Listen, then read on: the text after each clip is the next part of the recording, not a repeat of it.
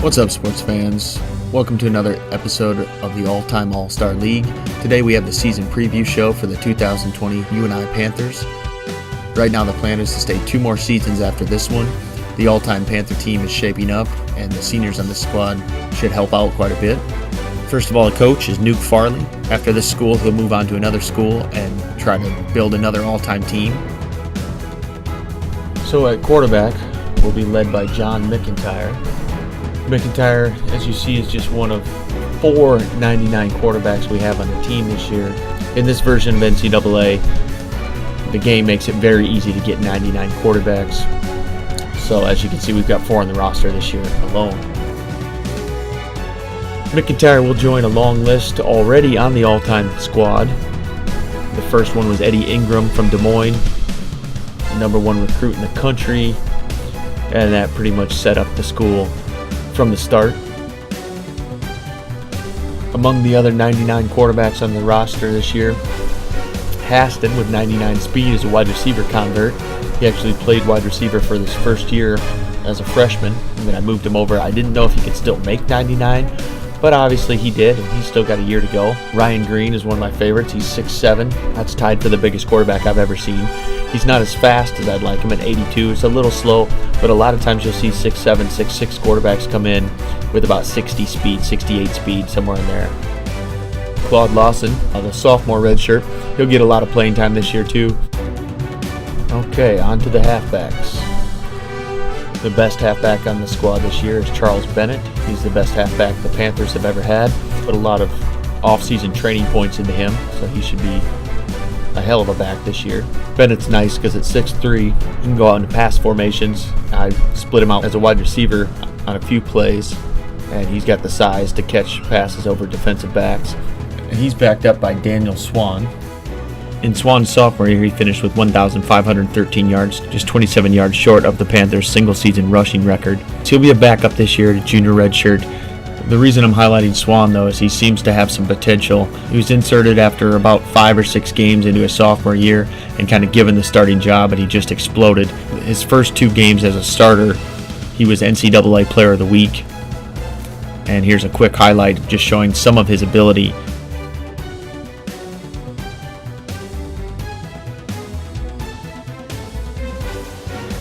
So I've got high hopes for him next year. As you can see, Bennett is already the best back the Panthers have ever had. They've only had one other 99, Stephen Doty. Overall, in their short history, the Panthers have not had a lot of great running backs. Bennett and Swan should change that and give them a few dangerous options for all-time competition. We'll just go over one fullback, Darren Brown. Check this freak out. 6'6", 274, 84 speed, 87 strength, 87 agility, 93 acceleration. He's real big and he's real quick. He can also run block at a 74. Anyone who's played NCAA for a while knows that you can't get a good fullback recruit from the fullback selection. You've got to move players from other positions. That's something we'll cover in another video eventually. And this kid moved from offensive line. Okay, turning to wide receivers. There's really only one guy to talk about. Not because he's the only good one, but because he's that much better than everybody else. Justin Ryan, 6'7", 208 pounds. He has a shot to be one of the best wide receivers we've ever seen. The main thing that separates him, aside from his height, is that he came in ranked very highly. I can't remember if he was a 90 true freshman, but he was in that range. Sometimes you'll see a true freshman that good, but they're generally anywhere from 5'11 to 6'2, 6'3. I've never seen a true freshman come in that good at wide receiver who was 6'7". As you'll see from the list, it's not hard to get a 99 wide receiver just like a 99 quarterback. So then the trick becomes, how good of a 99 wide receiver can he be? If you stack Justin Ryan against the other 99 wide receivers in the history of UNI, he's clearly the best. So then you turn the page towards the best 99 wide receivers I've ever seen on NCAA 2011. And that short list includes one guy from Iowa who was like a 90 true freshman, Isaac McCall. 2 guys from Clemson who are in the same class, both 6'7", Orlando Hall and Tim Duncan. Then Cincinnati's great wide receiver, who was by far one of the heaviest wide receivers we've seen at 6'5", 239. And Spencer Grigsby from Cal, who was as close to perfect as any wide receiver I've ever seen. However, he was only 6'3". You see that most of these wide receivers are nearly perfect. And the other thing that separates them is their size. When you stack Justin Ryan against these guys, he doesn't have the strength of the others, but Justin Ryan has a shot to be the greatest wide receiver we've ever seen. Just to finish up wide receivers, there's one more to talk about this year, and that's Blake Alexander. He'll never be as good as Justin Ryan or some of the all-time greats, but for 2020 and for some all-time competition as a third, fourth, fifth wide receiver, Blake Alexander is going to be a fine player. Turning your attention to tight end, we basically have one all-time player and then 3 sophomores who probably won't make the team. And we'll talk briefly about Sanders. Michael Sanders, another freak player, 6'6", 322, 90 speed, 87 strength, run blocks in at 82. But we'll get into Sanders' career more next year since he'll be a senior redshirt. Turning our attention to the offensive line, for some reason this game doesn't include any drills for the offensive line. It's the one position that literally cannot participate in any drill. Offensive linemen rarely gain strength during the course of their career. So you really want to recruit guys with the highest strength and then hope the other things improve. Kirk Wynn came in at 94 strength. That's one of the higher strengths I've ever seen, and he's one of the reasons we're sticking around for 2 more years. Him and his classmate David Watkins at guard, who came in with 92 strength. There's some other projects in there, but we won't go over them. Okay, let's talk about the defense. The defensive line has a few interesting players, but the main one, especially this year, is Richard Kramer. 6'6", 299. I believe he was an offensive line convert. You see 87 speed, 97 strength, 92 tackling.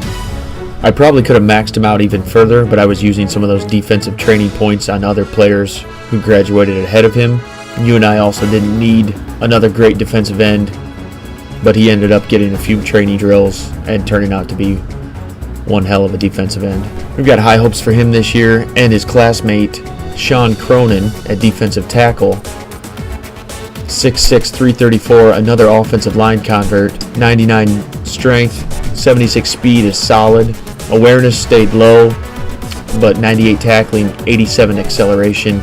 He's got competitive skills in the main categories, and they should wreak havoc all year long, especially since they're probably both bigger than most offensive linemen they'll go against.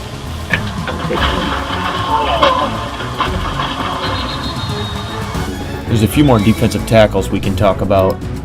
Classmates Brock White and Blake Keys, both junior redshirts. They're just standard defensive tackles, not the freak size that you'll see with Sean Cronin, but definitely very solid. The other one is David McKinney, 6'7", 317. He came in that big, but he was like a 3-star or 2-star defensive tackle. He wasn't very highly rated or recruited, but he did have the size, and that's something I always look for when I'm building an all-time team. Turning to linebackers, they're a little weak this year. Steve White is the senior redshirt. He'll be able to go wild this year. He's a solid outside linebacker, but he's only a 96, so his talent is limited. Hopefully he can go up, make a 99, but the all-time team already has plenty of 99 outside linebackers. Preston Moore, I've got high hopes for him. At 6'5", he's a little taller. I hope he can put on a little more weight, but with 94 speed, he's a real fast player. 2 fun projects I've got is Sean Ferguson and Justin Thornton. One was a defensive end convert and one was a defensive tackle convert. Thornton came in with good enough speed, but he wasn't strong enough. Ferguson came in very slow, but he was strong enough to play outside linebacker. Neither of these two have had a single training drill dedicated to them. I've had other needs with previous players, which is too bad because they both have the size and skill set to be real freak outside linebackers. At middle linebacker, the senior redshirt Jake Hadley, another freak. I believe he was a defensive tackle convert. He again had no training drills dedicated to him, so he won't be a great all-time player. His speed will keep him down at 72, also his agility 72, acceleration 80. None of those are really good enough to be a true great all-time player. But at 6'6", 295, 90 strength, 96 tackling, I'll probably put him in on goal line situations, maybe the 4-3, and just use him as a run stuffer only. His more talented teammate, Marlon Thomas, doesn't have his size, but still will be plenty big. 82 speed, 90 strength, 99 tackling, 94 acceleration is very high. Again, UNI already has 99 middle linebackers, so this isn't a huge need, and these guys are not getting a lot of training drills. At cornerback is always hard to develop on NCAA 11. I've got 2 senior redshirts. both are 92, and they're already at 99 awareness, so that's pretty much maxed out. The key to getting a really good cornerback in this game is you have to increase their tackling, which doesn't make a lot of sense for a cornerback, so it's a bit of a flaw in the system. I'm pretty happy if I can just have a 92, 94 cornerback. If he's fast and he can catch and jump, that's pretty much what I look for. Occasionally I do develop the tackling in these guys to make them 99s, but UNI won't have many of those, if any. The key player to watch with this group is a junior who's currently sitting out on red shirt, Blair Williams, 6'5", 201, was a wide receiver convert. He had the speed and the size right away. I haven't given him a single tackling drill yet. But you see, by just pure cornerback skills, he's got it. 99 speed, 94 awareness, 90 agility, 99 acceleration, 80 catching, and 88 jumping. But the plan is for him to be the best UNI cornerback and lead the all-time team. The rest of the corners are made up a lot of misfits and position switching, which has kept their ratings down. They're all tall.